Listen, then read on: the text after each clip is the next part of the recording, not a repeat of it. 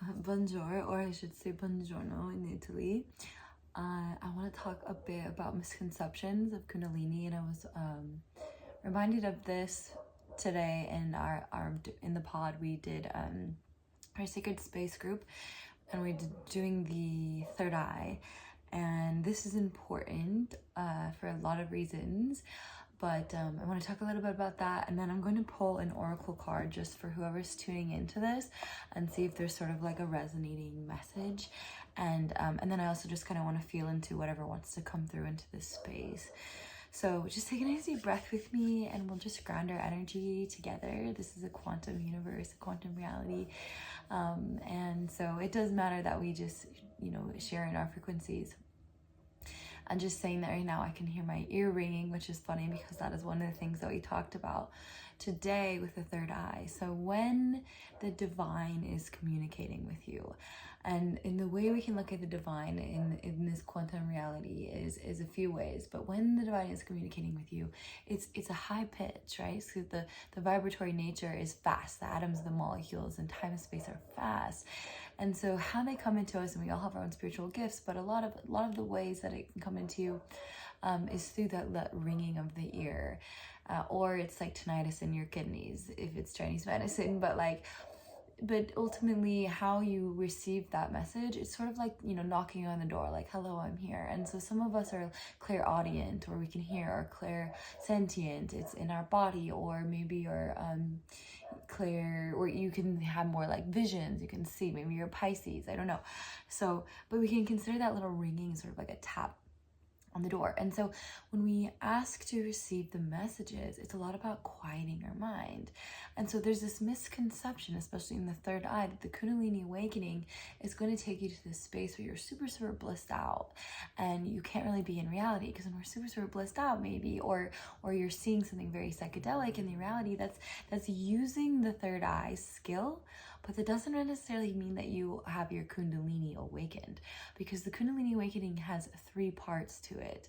And so yes, we have the Shakti energy that rises up the spine, but we also have the prana, which is the energy that's going down. And so we have the Sushumna channel, which is the central channel. And so they're actually dancing together, right? Shiva and Shakti. So we have to be here on earth to really be embodied in our divine nature. Because I'm sure you've seen it, especially in like Neo-Tantra, where we have these sort of spiritual leaders, and they're doing a bunch of things that are sort of making them just too much in that element of space, just too ungrounded. And yes, like, it's absolutely a gift to have shamanic visions, and to get these ayahuasca journeys where you're seeing in other realms. But to really know that the Kundalini is awakening, it's a very grounded state, because it's all knowing and it's all compassionate. And so whatever's coming into your field, whatever's coming into your lived experience, we're able to process that. When we aren't processing or digesting what's happening into our senses are portals, then we often abandon the body, and we'll live in the mind, or we'll live in the third eye, when we'll live in these other realities. But if we are properly digesting our lived experiences, then we can actually just move through our life very chill, very, very chill. And then when we're getting sort of like the ear ringing, or experiencing some of our spiritual gifts activated, we can actually process that information without attaching to it. And I think that's sort of the big key, is not attaching. Because when we start to dissect, let's say you're given a vision, and then we're like, but why? And what does it mean? And how does it relate to my trauma? How does it, we start to build this story. We want to linearize it. We want it to make sense in this grid of time, that one event happens after the other. But this is a quantum reality where things are actually happening in a spiral journey. And more than that, the spiral journey is happening over timelines. So we have more than one life, oftentimes, especially when you're in the spiritual path. It's probably not your first time on this planet. So let that sink in. This might not be your first rodeo here. And so when we are experiencing, let's say, a synchronicity, you have a deja vu, or you have a knowing, sometimes you're walking into a seed that your soul planted for you in the future or in the past. And so it feels familiar because maybe one of your spirit guides is actually you. Maybe it's an ancestor, but maybe you were that ancestor reincarnated back here again. And so when we talk about Dharma, or our life's purpose, oftentimes we've been working on this for more than we can remember. And so the journey is about remembering. But where your memory is actually stored is in the body, in the body's wisdom. The brain, or the mind, is sensory perceiver. It's like a tool to navigate, but it's not really a storage system. The storage is in the wisdom of our DNA, right? So the helix of our DNA is this tightly bound information, a coding that was passed down generation after generation after generation.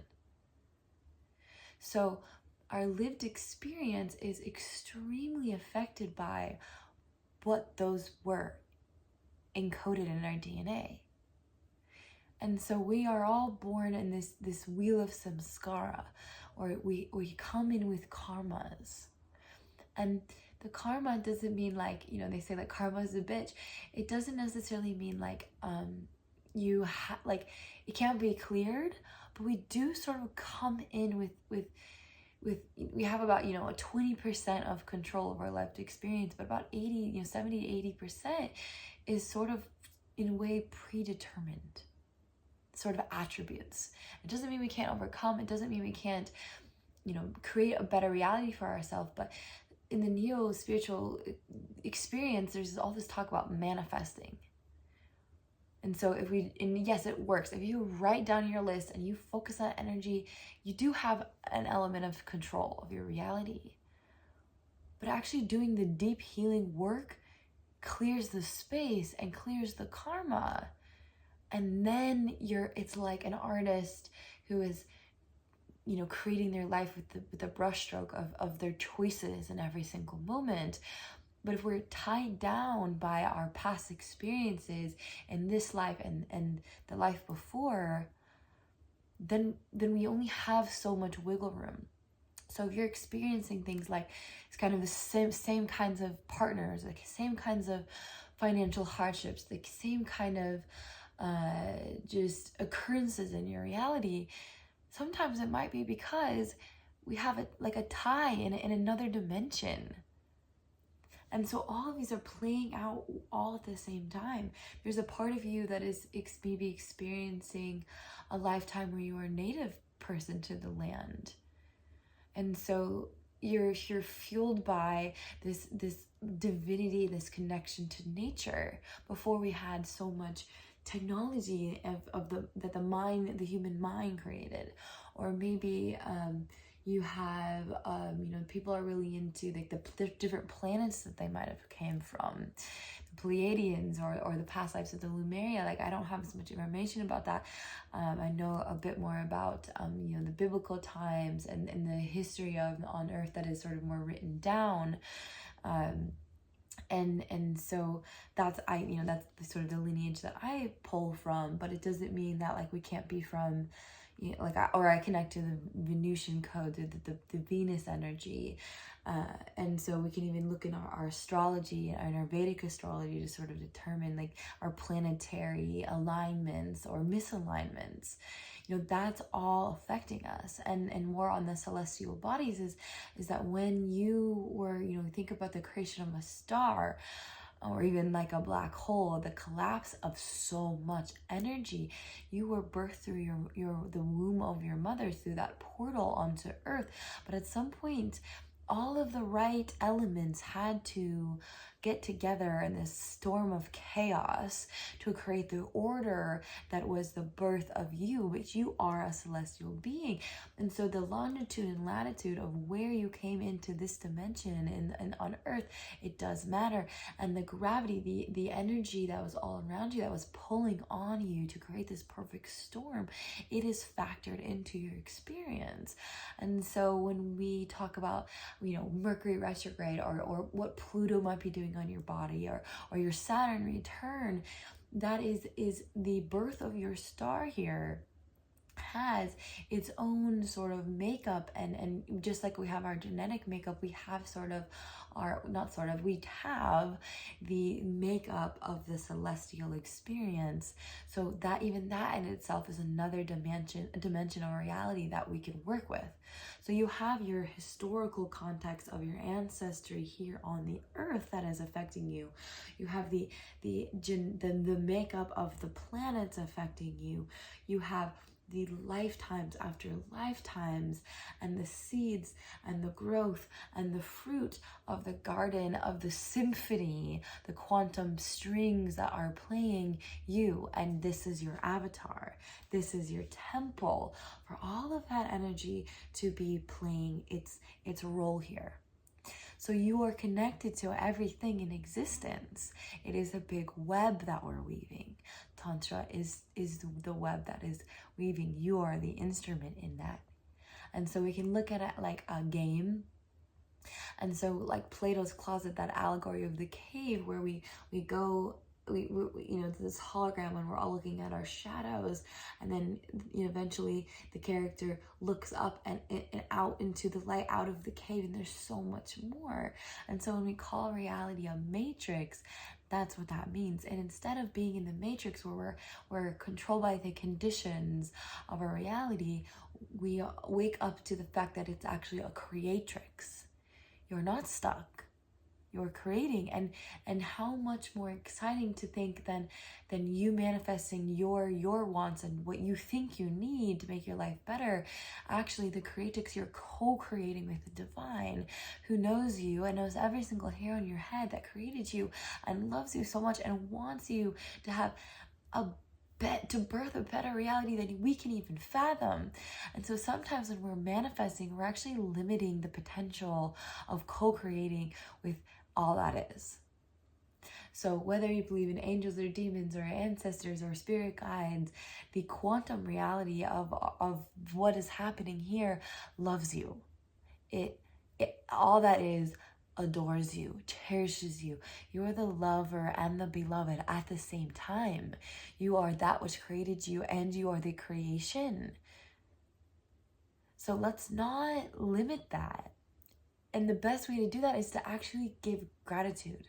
The goddess loves to be given love.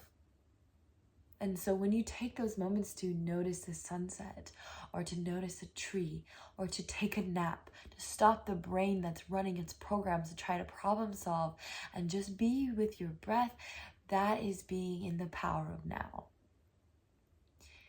And when we start to align our frequency to the attitude of gratitude, then we're not blocking the positivity that can be happening in our cellular matrix.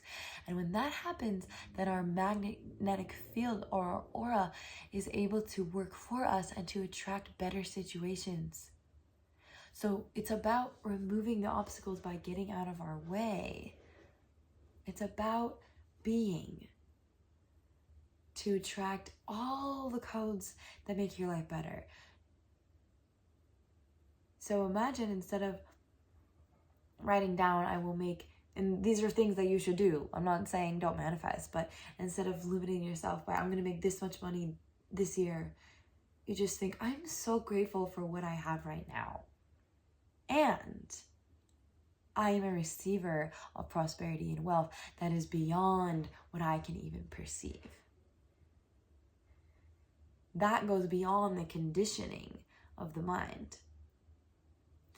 And better than that is, I want to be a receiver of so much prosperity and abundance that I can actually give to this reality of all my brothers and sisters here, including the trees, including the animals, to be in a frequency of generosity. You are now overflowing. Your cup is overflowing. And this, in the vibration of that, just like money is a currency, the currency of love. Imagine being so full and so in tune with your own soul that you are able to give love. Love is no longer transactional. You do not need to receive from someone to give love. You just are made of it, so much so that you are attracting healthy relationships And when your relationship isn't healthy, you have so much space that you actually know your boundaries instantly, right away. And so the third eye, back to the third eye, is actually about connecting to the lack of confusion. And so when we are just, listening to every single thought form that comes into our mind, or every single vision, or every single little thing that might come into our field, it can be confusing because that's more to digest. So the more time we can spend in our breath, the more time we can get out of our own way, the more our reality shape shifts. So I would love to know what you think about that. And I'm going to shuffle these cards. And so put your energy here. Maybe lift your hands up. And just imagine that you're going to receive the perfect message for you.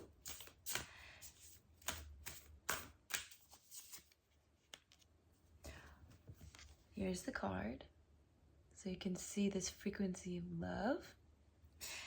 And it's the sacred number of 3, 𝖕𝖊𝖊𝖕𝖊𝖕, and we will see what it says. This is from the White Light Air Oracle deck from Alana Fairchild. And let's see what it says. Which, by the way, this deck is just here where I'm staying in Italy. So I've never actually, I don't know this card. So it'll be a good surprise for both of us. Do not turn away from your path, nor what you know in your heart to be true, no matter what appears to be, nor what logic may dictate. Trust what your heart is telling you. You are safe and protected by spirit. You are spiritually empowered with all you need to manifest your authentic soul path. You have what it takes to connect with the light and live that connection in practical ways which contribute positive energy to our human collective. Is that not exactly what was just said and channeled? So there you go. We can't make this stuff up. So be with yourself, be with all that you are, know that you are more than what meets the eye, and live with that exalted manner that we are everything. And so you are connected to everything that you need in every single moment. And if you don't have what you think you need, it might be because the divine has better plans for you. So get out of your own way. And if you'd like to be a receiver of more of these codes, please let me know. Email me at oddyoga.space@gmail.com, and we're going to be starting our next 8-week sessions to go through the chakra system. And so the theme is sex, love, and money, and how to work with that, how to have practical mysticism here on this beautiful planet.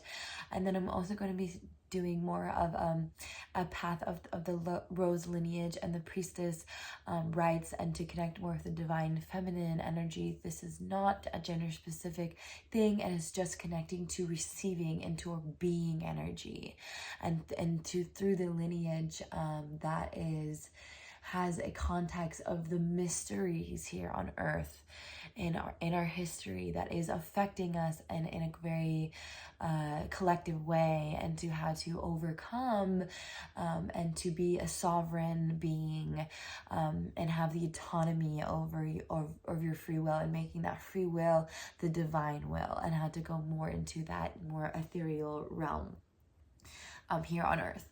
So let me know and just what you think of this video at all. Did it resonate? Did it not resonate? I would love to know, and feel free to connect and on the email or here or my Instagram, which I have not been the best at connecting on, but it is at Kundalini Rodeo. Love to hear from you guys. But yeah, thank you. Take care. All the best.